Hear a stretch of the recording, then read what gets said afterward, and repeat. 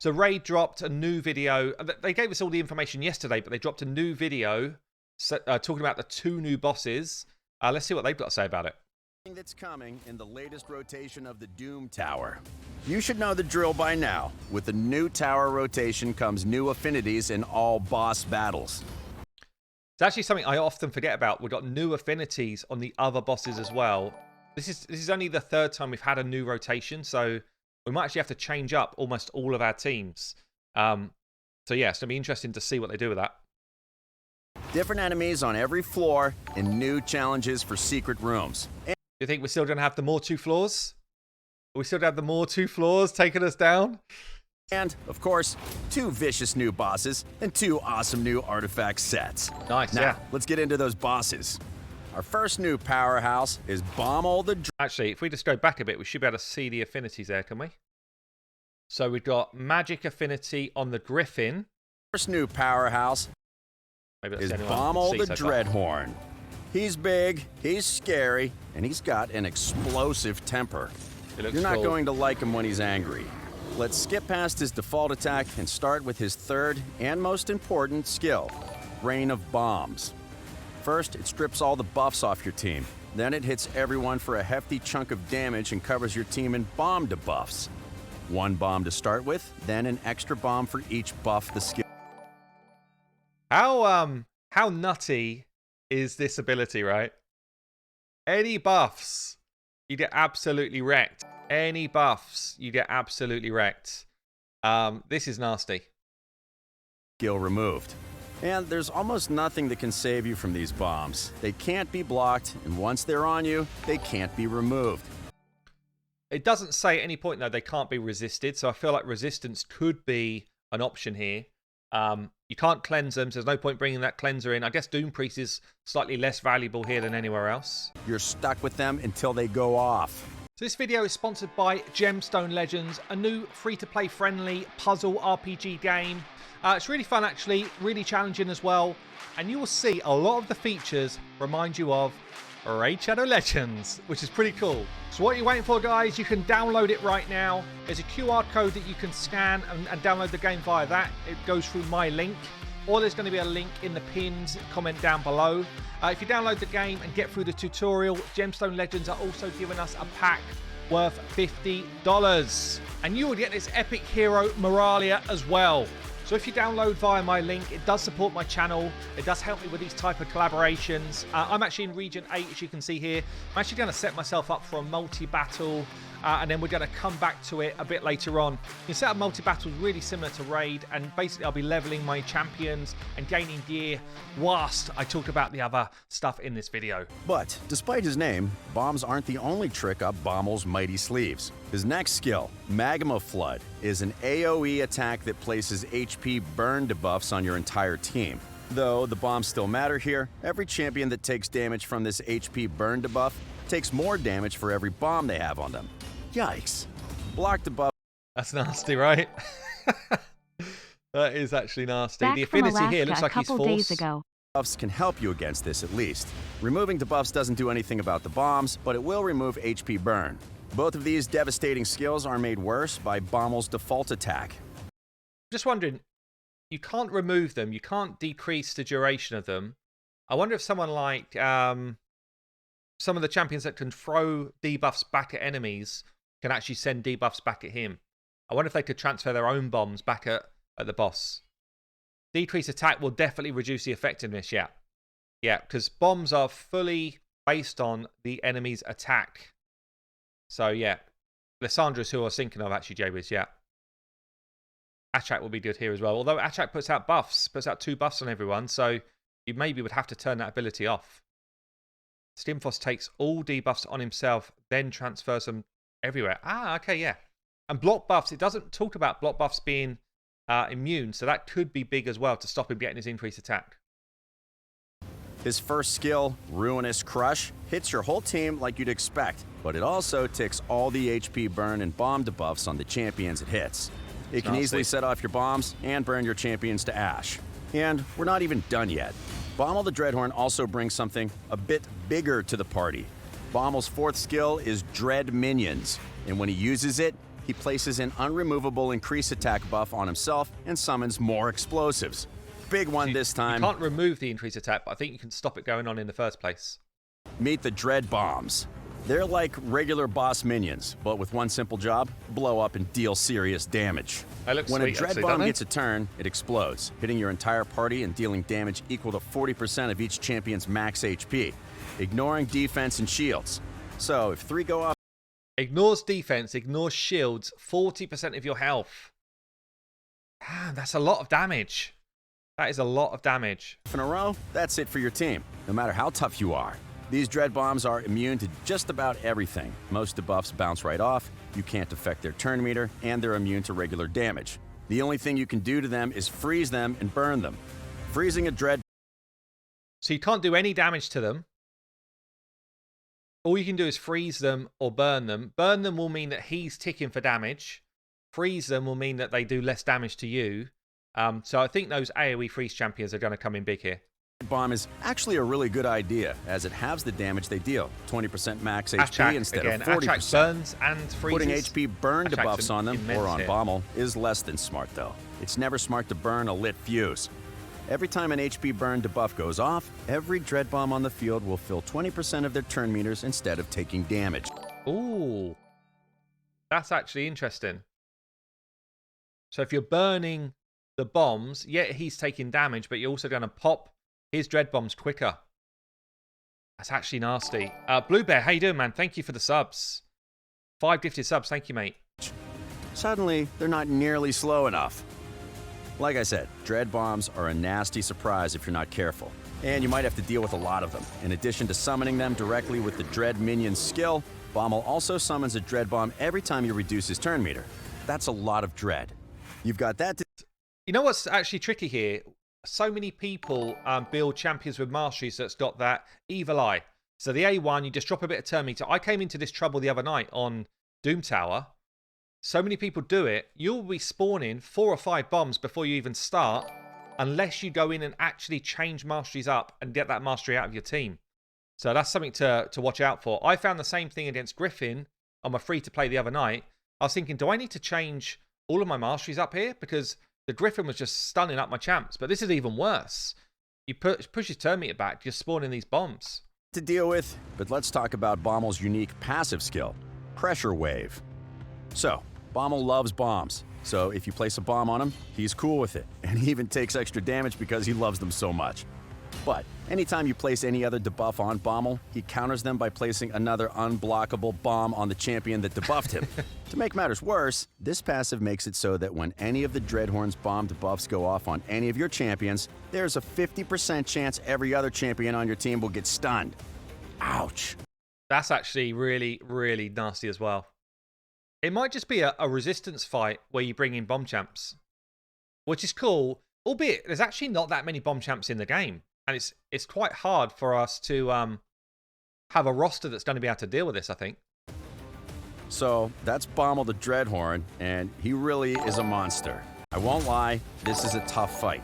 Maybe one of the toughest in the Doom Tower. You just got Shazar. Still, I don't have many of the big ones, to be honest. Bommel is far from unbeatable. Here's a few tips. Astrolith's my best. To start off, we should talk about Rain of Bombs. First, a massive buff removal, then a pile of bombs you can't block. But they can be resisted, and you can also resist the buff removal and deal with fewer bombs. As long as you have high enough resistance to protect your buffs, you can also use them to amp up your defenses and help mitigate some of the damage this boss puts out. I love the way they're trying to talk you through how to do this easier. Everyone's just sat down. Everyone's dead. Is that the best you've got? Everyone's dead. Next, that Pressure Wave passive can really mess up teams that rely on shutting down bosses with debuffs. Try to place as few debuffs as possible. If you want, you can use extend debuff skills to keep up the debuffs you've got instead of placing more. As long as we're talking debuffs, just like Bommel loves. That's quite interesting. So once the debuff's on there, if you keep it on, he won't, if you extend the debuff, he's not going to penalize you for that. But obviously, if you extend debuffs, extending bomb debuffs is the worst thing you can do. So, you know, because they never go off. It's not like poisons where they tick every turn. They just never go off. Bombs, you'd better love them too, because they're a really great way to put out damage on this guy. Lastly, when it comes to debuffs, make sure you have champions that can put out a whole lot of freeze to weaken those dread bombs. Even a frozen dread bomb hurts, though, so make sure you also have the healing to compensate. We're really looking forward to seeing how you guys deal with this beast. If you're in need of an incentive, though, defeating Bommel gives you new Dreadhorn plates. Yeah, I want to see this. Take these artifact materials to the forge, and you can craft Fortitude artifacts. Fortitude is a 2-piece set that boosts the wearer's resistance by 40 and adds a nice 10% defense bonus on top. Have we seen this before? I feel like I've seen this set. Were we given this info maybe a few weeks ago? Nothing. 10% extra defense, 40 resistance. This is actually a good set to help you get through Doom Tower. I remember talking about this actually, yeah. So most of the sets don't necessarily help you get through Doom Tower. This set specifically does. So this is what I wish they'd done with Doom Tower from the start. It's like, drop me stuff that helps me get further next time. Drop me stuff to help me progress through this content. Don't drop me stuff here that's going to maybe help me a little bit in the arena. Because if I can't get through Doom Tower today, how the hell do I get through it next month? Nothing's changed. So I like the idea of this set. Nothing to sneeze at, especially since you can stack them. All right, you don't that's like it, all Rick? there is to say I think about it's not our bombastic Rhino. Let's move on to the next challenger. Or, hold on, is it a 2-piece or a 4-piece? They say. Craft Fortitude artifacts. Fortitude is a 2-piece set that boosts the wearer's... I think that's good. It's just an upgraded resistance set, right? I feel like that's not a bad set. 15 and counting. Considering how many places we need resistance in Doom Tower, that's actually a good set, I think. Astranix, the Dark Fae, might be the second most charming... Damn, she looks cool, right? It will stack, yeah, it would stack. Charming boss in the Doom Tower after Agrith. But charming is not the same as harmless. In fact, her charm might be the deadliest part about her. We're going to talk about her skills from back to front this time, because that's definitely the order in which you'll be feeling the pain. What's a Fae? I think a Fae is like, I don't know, I see it in my head as like an elf, but I don't know if I'm wrong with that. Like a pixie, but I could be wrong. So, we'll start with her passive skill, Fae Mirror. This skill is the pace setter for this fight. At the start of the battle, Astranix turns herself invisible and creates evil twins of all your champions. These shadowy... Look at this. I did wonder what was going on. I don't know if we're going to get told in a second, but do they come with... It looks like they've got our own health pool, look. Looks like they've literally duplicated our champion. That's interesting as well. Duplicates are called mirror copies, and they're an exact replica of your champion, including skill tome upgrades, artifact powers, and even the bonus from your leader's aura skill. They have... Damn, that's actually nasty. Same stats, same upgrades and everything. That's actually pretty damn nasty. Have access to all their skills, and they can even revive and buff each other. But they don't keep your skill instructions, so at least... They revive and buff each other as well. Damn. That's a really cool boss mechanic. That's actually very cool. You don't have to worry about that. Either way, you're going to be fighting yourself, and you'll be doing it from minute 1. So, to recap, she creates a full team of mirror copies at the start of the battle and casts Perfect Veil to hide herself. Well, it gets worse. She does it again every time she builds up 5 dark energy. What's that, and where's it come from? To answer that, let's get into skill number 4. The Dark Fae has a nasty habit of not just duplicating your champions, but outright stealing them as well. Dark Abduction has a 4-turn cooldown, and every time it comes up, Astranix will pick a champion on your team and banish them. Banishing a champion is a brand new status effect, which effectively pulls them out of the fight entirely. They can't... Damn, this is really hard, right? This is actually hard. When I see it playing out, it sounds way harder than when I saw the skills just kind of written down. Be the target of skills or abilities, their turn meter is reset, they can't take turns, their buffs and debuffs just sit there, and they can't take any kind of damage. HP burn will be good, they're completely safe, but they're also completely useless. And there's no duration, so they're stuck like that. But they're not stuck like that forever. When Astranix banishes a champion, she'll also create a mirror copy of them. And if you destroy that mirror copy, you'll get your banished champion back. Though, if she banishes your last living champion, that's game over.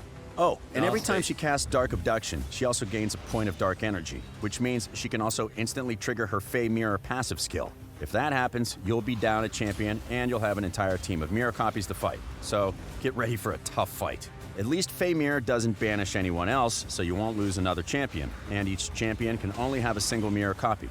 So if she banishes someone and activates her passive, you're still only up against 5 mirror copies, not 6. Now, finally, we reach some simpler skills. When the Dark Fae uses her third skill, Fairy Storm, she just smashes everyone with a hefty AoE attack, which deals an extra 25% damage for every mirror copy on the field. If that wasn't bad enough, all the mirror copies will follow up on this attack with their own default skills, focusing on one target. That's a massive, massive ally attack. Yeah, you can't bring one champion in to do this. You can't bring one champion in. When I saw the skills written down, I really thought this was the easier of the two, but I don't know, actually. This might be tougher. But if you've brought a lot of champions with AoE default attacks, you could be in for some serious hurt here. Yeah, Stranix's second skill is Dark Tendrils, and here we reach her next highly specialized mechanic. See, the Dark Fae really cares about the affinities of your champions. When she uses Dark Tendrils, she hits your whole team with an AoE attack that has extra effects based on the affinities you have in play. She steals a buff from each champion for every magic champion you've got. She also steals 10% of every champion's turn meter for every force champion you've got. That means, at most, she reduces your whole team's turn meters by 50% and fills her own by 250%, basically guaranteeing that she gets another turn right away. On top of that, she heals herself by 10% of her max HP for every spirit champion you've got. And lastly, she has... So a few people were saying that you could probably put a heal reduction on her, so the spirit champions may be not so bad. Giving her turn meter is a nightmare, I think. Giving her your buffs is a nightmare, unless you bring magic champions in and just not there to do buffing, because you probably don't want a whole bunch of buffs going on the enemy team anyway. But I think the biggest one that people have called out, we'll get into Void in a second, is Shamal will just literally throw your turn meter forward. He's going to be OP for this, I think. Has a 25% chance of placing true fear debuffs on your whole team. That chance goes up by another 25% for every Void champion on your team. Whew, that's a lot of stuff she could do. You're going to have to track the affinities of your champions very, very carefully for this battle, so you can make sure that you can deal with everything she throws at you. Finally, we've reached her default skill. This simple attack just deals damage and places leech debuffs on your team. This can be frustrating, since anything that keeps those mirror clones alive longer can be extremely dangerous. Alright, how on earth do you fight her? Stranix basically has you battling yourself. Well, that's actually the key to victory. Full team of Shamal, the first thing you have to deal with is your own mirror copies, so you'll need a team that can beat itself, as long as it goes first. See, your mirror copies have the exact same speeds as you, even if you bring a leader with a speed boost aura. By default, that means your champions are going to go first. You're the attacker. So if you don't do anything about your turn meters, the enemy mirror copies will go right after the champion they're duplicating. If your fastest champion can reduce or even reset all enemy turn meters, you can get your entire team to go before any mirror copies get a turn. You can also... Have I just read that right? Or understood that right? Because you're the attacker, if all things are equal, because you're the attacker, you just get to go first. Didn't realise that. I mean, not that it ever comes up that much, but did not realise that. Deacon would be good, yeah. Lysandra, Warlord, of course. Locking out a full enemy wave. That's interesting. Also use AoE control skills like Stun, Provoke, or Freeze to make sure no mirror copies ever get a turn. Same in PvP, is it? All that said, when mirror copies get created, they don't have any skills on cooldown. It can put you in a very dangerous position for the first few turns. The enemy has access to all your dirty tricks, even if your team is still recovering from the minion wave right before the boss battle. I wonder if you just pick people that have got an absolutely dopey AI. You're controlling your team with your AI. They become absolute dopey AI champs, and you win because the game beats itself. However, you can use Shield, Divine, and Immunity artifact sets to help protect you for these initial stages. Mirror copies are technically not around for the start of the battle, when those set bonuses take effect. And buffs and debuffs don't get transferred when mirror copies are created anyway. Once you're able to deal with your mirror copies, all that's left is the Dark Fae herself. But she's no pushover. Her affinity-based attack can be especially devastating if you haven't built your team properly. Just make sure you're equipped to deal with whatever effect she's going to put out. Bring healing reduction debuffs if you've got a mostly he did say already the AI presets don't go over BFT, yeah. Spirit team. Block debuffs if you're going mostly Void. and high resistance if you've got too much magical force. This battle will really stretch your creativity, but we're confident you'll be able to find a way to win. And when you do, the rewards will be worth it. Send Astranix back to the shadows, and you'll get phase spheres to craft lethal artifacts in the forge. This set actually looks cool, doesn't it? I really like the aesthetic of what they've done with this set. Is a 4-piece set that will offer great bonuses to your damage dealers. A 10%. Oh, yes. So this is the upgrade to Savage. This is the Savage upgrade, I remember now. This is actually a monster set. It's a monster set. It's Savage plus 10% crit rate. It's pretty massive. I mean, I think some people are like, this is completely game breaking. It's monster, and I feel like they should be better sets. It's 4-piece, so it is Savage plus 10% crit rate. It's a big old set. I don't think it's game breaking, but it's massive. Crit rate boost on top of ignoring 25% of enemy defense. Give it to an attack champion, and they'll pack quite a punch. Yeah. And that's it. We hope this guide has prepared you to face the brutal new challenges of the Doom Tower. Okay, let's just get back to the Gemstone Legends. Let's see how I got on. Been grinding out the XP. Got some new gear as well. That's nice. Look, guys, download the game. Come and get involved. You can try out the multi-battle as well. Come and join me. Hell Hades in-game, as always. I'm in Region 8. And don't forget, if you download using the links, either the QR code or the link in the pinned comment below, you'll get yourself $50 worth of freebies to get started. And you will get this epic hero, Moralia, as well. Woo! Let's go. Thank you again, Gemstone Legends, and I will see you in-game soon. I'm pretty excited about that, actually. It's going to be hard. That's going to take some work to get these teams done, but I'm pretty excited about that. I think good job to bring us totally new mechanics. Good job to bring bomb champions out of the void. The worst thing about it is it's particularly difficult for a newer player. Like my team here, I'm struggling. Well, I'm not struggling that much, really. I'm on floor... What am I up to? Normal floor 100 as a free-to-player, and I've been playing pretty hardcore, I'd say, for, 65, 66 days? The thing I don't have is like a broad roster. That's the thing. On this type of account, the average player doesn't have a broad roster that can deal with all of these different things. The average player can't mishmash their masteries all the time to fight a particular fight, which makes it incredibly difficult to do. But it's exciting. Like, for someone who's endgame, like I am on my main account, I need challenges. I'm bored on my main account. I'm having way more fun on the free-to-play because it's a challenge. My main account, I just blow stuff up. So we need this type of stuff for the end game. Otherwise, the end game players don't have anything to do, honestly. So yeah, it's actually kind of cool. Well, actually, I'm pretty looking forward to that. I think that looks good.